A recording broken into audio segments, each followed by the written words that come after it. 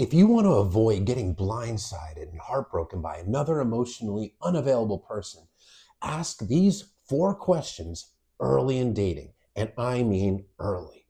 The first question: how do you handle conflict or hard conversations? A healthy person is going to give you an answer along the lines of open communication, active listening, resolving the conflict, compromise, things along those lines.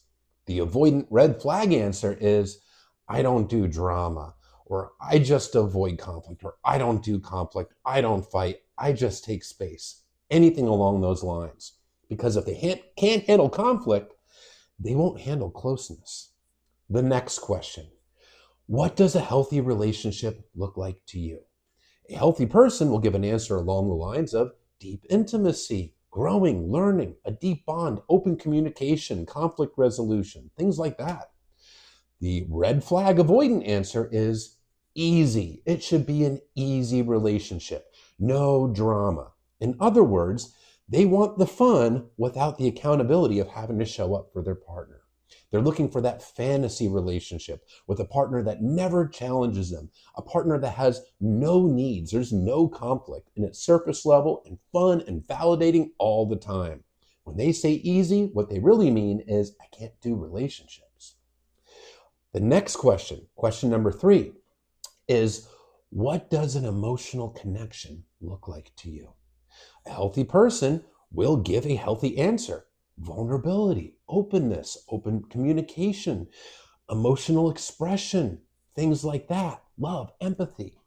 The avoidant red flag answer is focusing on the surface level things or physical activities together, like having lots of fun together, taking trips, or laughing and joking, and vagueness and humor and things along those lines, focusing on the physical and the light stuff. Well, that's because dismissive avoidance, they associate closeness and intimacy with activities, with proximity, not emotions.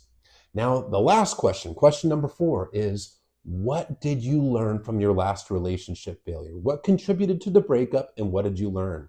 If all they do is blame the ex, they were suffocating, they needed too much, they were just too difficult, or we just drifted apart because they were just too much, things along those kind of lines, they're saying, I didn't look at myself, I didn't learn anything, I avoided accountability, and I'm just blaming them.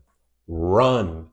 These questions will weed out the vast majority of dismissive avoidance. Ask them early.